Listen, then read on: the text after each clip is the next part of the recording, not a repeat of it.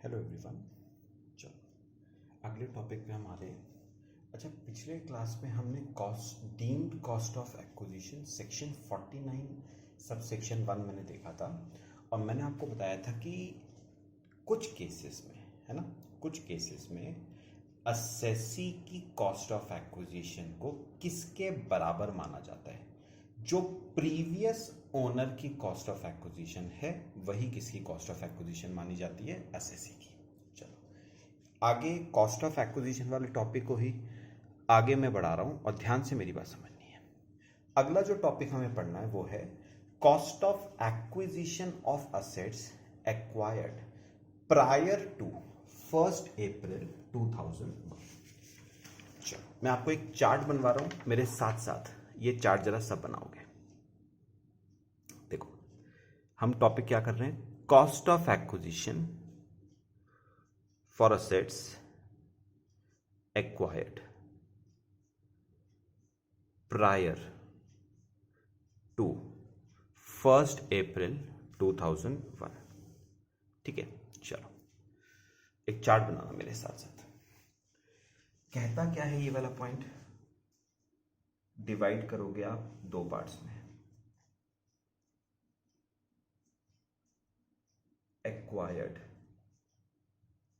Bye assessee himself लिखो और यहां पर लिखना एक्वायर्ड बाय प्रीवियस ओनर। ये दो पार्ट्स लिखो, एक्वायर्ड बाय असेसी हिमसेल्फ और एक्वायर्ड बाय प्रीवियस ओनर। ये देखो, ठीक है, ध्यान से मेरी बात समझनी है जरा।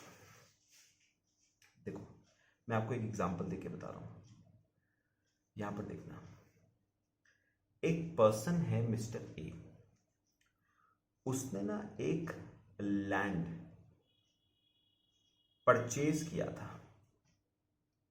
लैंड परचेज किया था उसने कौन से ईयर में, 91 92 में उसने वो लैंड क्या करा था, परचेज। ठीक है, अच्छा ये लैंड उसने उस वक्त 50,000 रुपए का ये लैंड उसने क्या करा था, परचेज। ठीक है, अब ए ने क्या करा, ए ने इस लैंड की मिस्टर बी को कर दी सेल, और सेल उसने करी है फाइनेंशियल ईयर 1920 में 50 लाख रुपए की उसने सेल कर दी। ठीक है, अच्छा अब मेरे को एक बात बताओ, कैपिटल गेन्स निकालने के लिए आपको जो प्राइमरी दो चीजें चाहिए वो क्या चाहिए, एक तो आपको चाहिए फुल वैल्यू ऑफ कंसिडरेशन, तो वो तो है 50 लाख आपका क्या हो गया, फुल वैल्यू ऑफ कंसिडरेशन। दूसरी चीज जो आपको चाहिए वो क्या चाहिए, कॉस्ट ऑफ एक्विजिशन, और आप कहोगे कि कॉस्ट ऑफ एक्विजिशन कितनी है, 50,000 है भी, यही कोई दिक्कत नहीं उसमें। लेकिन पता है यहां पर ना आपका जो गवर्नमेंट है वो क्या कहती है कि अगर असेसी ने, ध्यान से सुनना, अगर असेसी ने कोई असेट 1 अप्रैल 2001 से पहले खरीदा है, कौन सी डेट से पहले, 1 अप्रैल 2001 से पहले खरीदा है कोई असेट असेसी ने, तो उस केस में जो एक्चुअल कॉस्ट ऑफ एक्विजिशन है ना उसको कॉस्ट ऑफ एक्विजिशन माना नहीं जाएगा। This rule is applicable only for assets purchase prior to 1 April 2001, और उसने ये असेट कब खरीदा था, 91-92 में।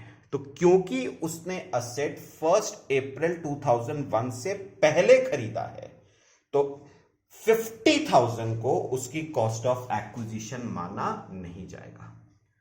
सुनो, गवर्नमेंट ने क्या कहा, गवर्नमेंट ने कहा इस केस में ना, इस केस में हम पता है कॉस्ट ऑफ एक्विजिशन किसको मानेंगे? Cost of acquisition will be, cost of acquisition will be जो भी उसकी एक्चुअल कॉस्ट ऑफ एक्विजिशन है, जो कि कितनी है? एक्चुअल कॉस्ट ऑफ एक्विजिशन बताओ 50,000, और fair market value as on 1 April 2001। Suppose इस असेट की मार्केट वैल्यू 1 अप्रैल 2001 की है 5 लाख रुपए। तो उसने कहा जो भी उसकी एक्चुअल कॉस्ट ऑफ एक्विजिशन है और फेयर मार्केट वैल्यू है, दोनों में से विच एवर इज हायर, जो भी हायर होगी ना उसको आप अपनी कॉस्ट ऑफ एक्विजिशन मान सकते हो। तो बताओ मैं अपनी कॉस्ट ऑफ एक्विजिशन किसको मानूंगा? 5 लाख रुपए को। तो याद रखना गवर्नमेंट इस केस में क्या कह रही है? गवर्नमेंट कह रही है अगर आपने कोई असेट 1 अप्रैल 2001 से पहले खरीदा है, कब खरीदा था बताओ? कब खरीदा था? 91 92 में खरीदा था।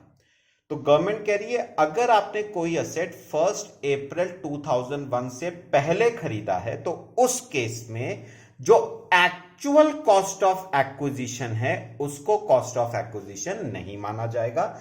इंस्टेड कॉस्ट ऑफ एक्विजिशन किसको माना जाएगा? जो एक्चुअल कॉस्ट ऑफ एक्विजिशन है या फिर जो 1/4/2001 की मार्केट वैल्यू है, दोनों में से जो भी क्या है? हायर। अब आप एक बात सोच रहे होंगे कि सर ये 1 अप्रैल 2001 ही क्यों लिया है? तो मैं उसका रीजन ना अभी नहीं दूंगा, हाँ आगे जाके आपको खुद समझ आ जाएगा कि मैंने 1 अप्रैल 2001 ही क्यों लिया है। ठीक है, अच्छा अब ध्यान से सुनो। अब बात करते हैं एक्वायर्ड बाय प्रीवियस ओनर। अब सुनना ध्यान से जरा, ये इंपॉर्टेंट केस है, सुनो। अब पता है प्रॉब्लम क्या है? प्रॉब्लम क्या है? असेसी को तो कैपिटल असेट मिला है, एग्जांपल के तौर पे असेसी को तो कैपिटल असेट मिला है गिफ्ट के थ्रू। चलो मैं दोबारा बोलता हूं, ध्यान से सुनना। पता है वो क्या कह रहा है? वो कह रहा है असेसी को तो कैपिटल असेट किसके थ्रू मिला है? गिफ्ट के थ्रू। ठीक है, अच्छा गिफ्ट के थ्रू किससे मिला? एग्जांपल के तौर पे फादर से मिला, और फादर ने वो असेट 1/4/2001 से पहले खरीदा था। मतलब बात समझो, मैं एग्जांपल देके बताऊं आपको।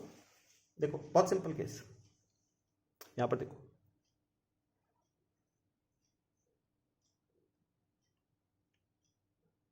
देखना। अच्छा सपोज अज्यूम करो ये फादर है और ये सन है। ठीक है, ध्यान से देखना। पता है आप क्या, फादर ने एक लैंड खरीदा था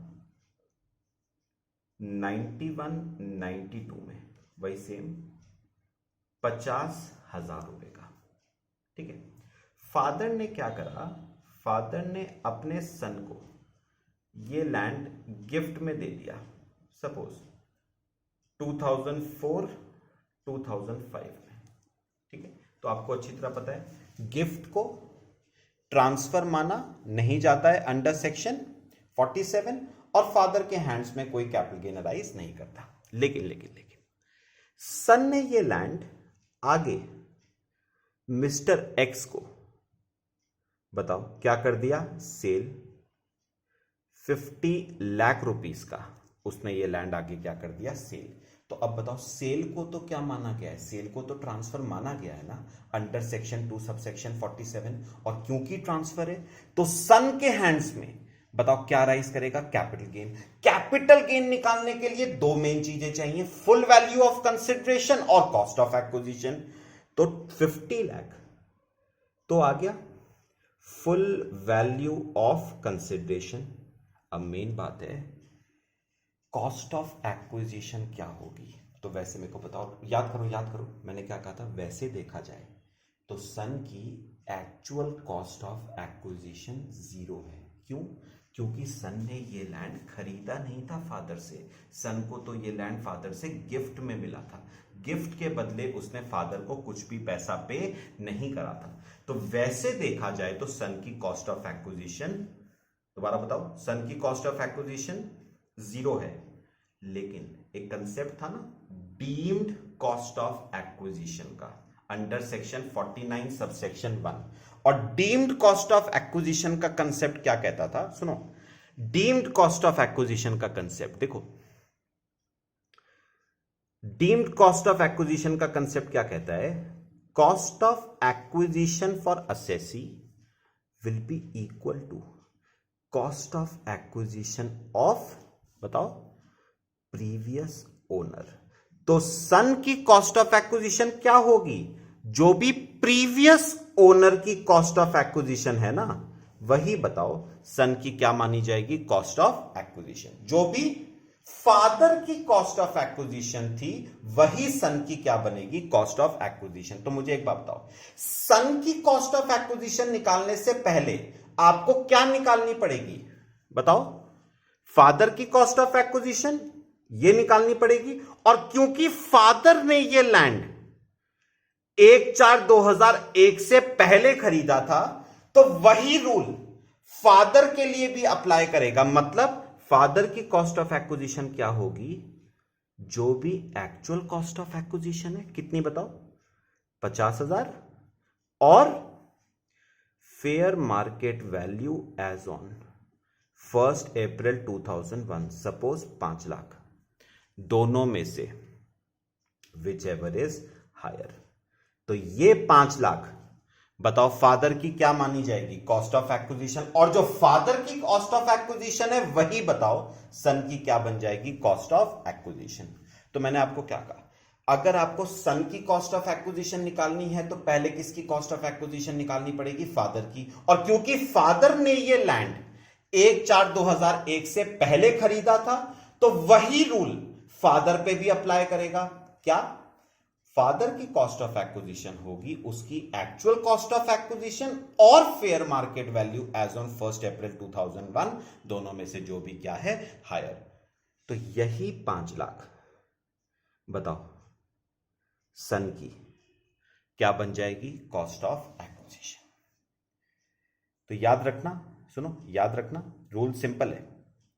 सुनो, रूल क्या कहता है, अगर कोई असेट, ध्यान से सुनना, अगर कोई असेट 1/4/2001 से पहले एक्वायर किया गया है, अब वो एक्वायर असेसी ने खुद करा या वो एक्वायर असेसी ने नहीं करा बल्कि प्रीवियस ओनर ने एक्वायर किया है, तो याद रखना कॉस्ट ऑफ एक्विजिशन क्या होगी, एक्चुअल कॉस्ट ऑफ एक्विजिशन और fair market value as on 1 April 2001, दोनों में से जो भी क्या है, हायर है। ठीक है, चलो आ जाओ, इस पे आ जाओ, देखो क्या कह रहा है, पढ़ते आओ। ये देखो, उसने कहा है cost of acquisition of assets acquired prior to 1 April 2001। उसने कहा इस केस में एक बात सुनो, एसेट्स कब एक्वायर करे गए हैं, प्रायर टू 1 अप्रैल 2001। अब वो असेट असेसी ने, हो सकता है खुद एक्वायर करे हो, या हो सकता है वो असेट असेसी ने एक्वायर नहीं करे बल्कि प्रीवियस ओनर जो था ना उसने एक्वायर करे हैं 1 अप्रैल 2001 से पहले। तो उस केस में आप बताओ कॉस्ट ऑफ एक्विजिशन किसको मानोगे, कॉस्ट टू असेसी और प्रीवियस ओनर, मतलब सिंपल वर्ड्स में बोलूं तो एक्चुअल कॉस्ट ऑफ एक्विजिशन और fair market value as on 1 April 2001, दोनों में से जो भी क्या है, हायर है। तो मैं एक बार दोबारा बोल देता हूं, अगर आपने कोई असेट एक्वायर किया गया है 1 अप्रैल 2001 से पहले, अब वो असेट एक्वायर असेसी ने खुद करा है या उसके प्रीवियस ओनर ने करा है, उससे फर्क नहीं पड़ता है। असेट एक्वायर कब हुआ है, 1 अप्रैल 2001 से पहले, तो उस केस में कॉस्ट ऑफ एक्विजिशन क्या होगी, जो भी एक्चुअल कॉस्ट ऑफ एक्विजिशन है और fair market value as on 1 April 2001, दोनों में से जो भी क्या है, हायर है। अच्छा, एक नोट है, वेरी वेरी इंपॉर्टेंट नोट। क्या कह रहा है? This option is not available for depreciable assets. याद रखना, ये वाला जो कंसेप्ट हमने अभी करा है, asset acquired prior to 1 April 2001, ये वाला केस डेप्रिसिएबल असेट्स के केस में अप्लाई नहीं करता है, उसका अलग सिस्टम होता है, आगे बताऊंगा आपको।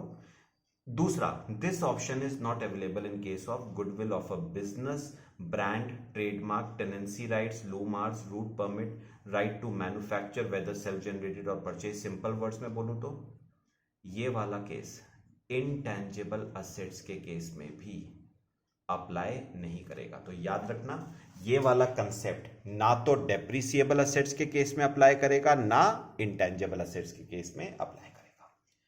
ठीक है, चलो इस लेक्चर में यही वाला टॉपिक करते हैं कवर, बाकी मैं आपको नेक्स्ट लेक्चर में कराता हूं। Thank you.